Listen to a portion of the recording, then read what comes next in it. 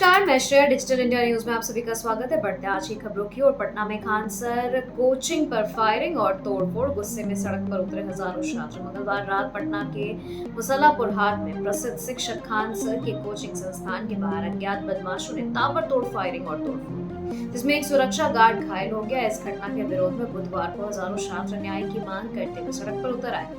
स्थिति को बिगड़ता देख पुलिस बल तैनात किया गया और खुद खान सर ने बालकनी में आकर छात्रों को शांत रहने की अपील की। खान सर कोचिंग हमले में बड़ी कार्रवाई, ज्ञान बिंदु के डायरेक्टर रोशन आनंद गिरफ्तार। पटना पुलिस ने खान सर के संस्थान पर हुए हमले के मामले में त्वरित कार्रवाई करते हुए प्रतिद्वंदी ज्ञान बिंदु कोचिंग के डायरेक्टर रोशन आनंद सहित 3 लोगों को गिरफ्तार कर लिया है। पुलिस पूछताछ और सीसीटीवी फुटेज से साफ हुआ है कि ज्ञान बिंदु कोचिंग से जुड़े लोगों ने ही पथराव और तोड़फोड़ की थी। कन्हैया सिंह की शिकायत पर दर्ज इस एफआईआर में 4 नामजद और 15 अज्ञात आरोपी हैं। दरोगा भर्ती रिजल्ट और कम फीस बनी विवाद की वजह, खान सर ने कहा गरीबों को भी है पढ़ने का हक। खान सर ने मीडिया से बात करते हुए साफ किया कि हाल ही में आए दरोगा भर्ती परीक्षा के शानदार रिजल्ट और उनके संस्थान की बेहद कम फीस से प्रतिद्वंदी कोचिंग संचालक परेशान हैं। उन्होंने कहा कि हजारों बच्चों के पास होने से कुछ असामाजिक तत्व असुरक्षित महसूस कर रहे हैं और उन्हें धमका रहे हैं। खान सर ने प्रशासन से सुरक्षा की मांग करते हुए कहा कि हर गरीब बच्चों को शिक्षा का अधिकार है।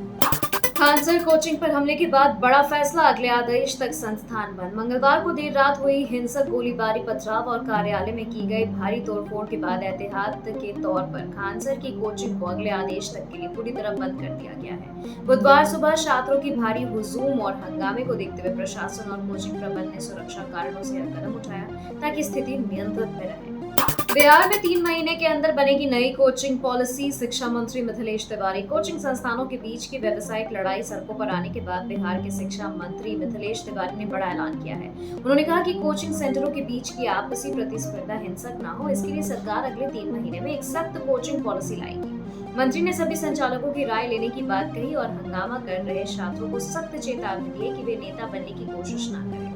खान सर मामले पर बिहार में शुरू हुई सियासत, रोहिणी आचार्य ने सम्राट सरकार को घेरा। इस घटना के बाद बिहार में कानून व्यवस्था को लेकर राजनीतिक बयानबाजी तेज हो गई है। राजद प्रमुख लालू प्रसाद यादव की बेटी रोहिणी आचार्य ने मुख्यमंत्री सम्राट चौधरी पर तीखा हमला बोलते हुए कहा कि बिहार में आम नागरिक अब भगवान भरोसे। उन्होंने सवाल उठाया कि जब खान सर को पहले से धमकियां मिल रही थी तो पुलिस ने कोई ठोस और निवारक कदम क्यों नहीं उठाया।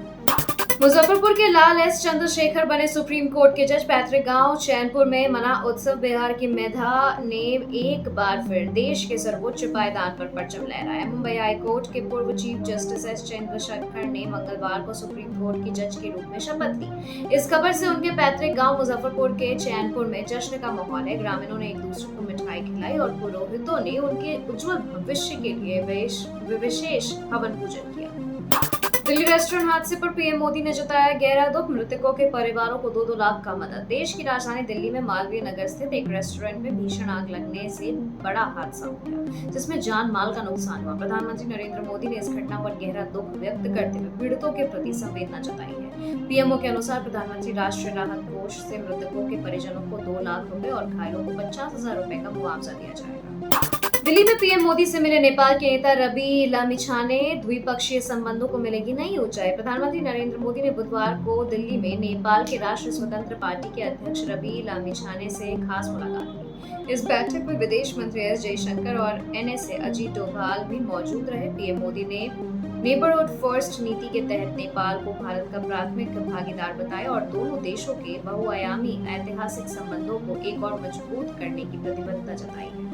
पश्चिम बंगाल में ममता बनर्जी का बड़ा कदम, हार के बाद टीएमसी की सभी इकाइयां भंग। पश्चिम बंगाल विधानसभा चुनावों में क्षेत्रीय स्तर पर मिले झटके और आंतरिक कलह के बीच तृणमूल कांग्रेस सुप्रीमो ममता बनर्जी ने बड़ा फैसला लिया। उन्होंने तत्काल प्रभाव से टीएमसी की सभी संगठनात्मक इकाइयों और फ्रंटल संगठनों को भंग कर दिया है। पार्टी अब पूरे ढांचे को नए सिरे से मूल्यांकन और आत्मनिरीक्षण करेगी, जिसके बाद नई समितियों की घोषणा की जाएगी। खबरों के सिलसिलों में फिलहाल इतना ही। बने रहे डिजिटल इंडिया न्यूज के साथ। नमस्कार।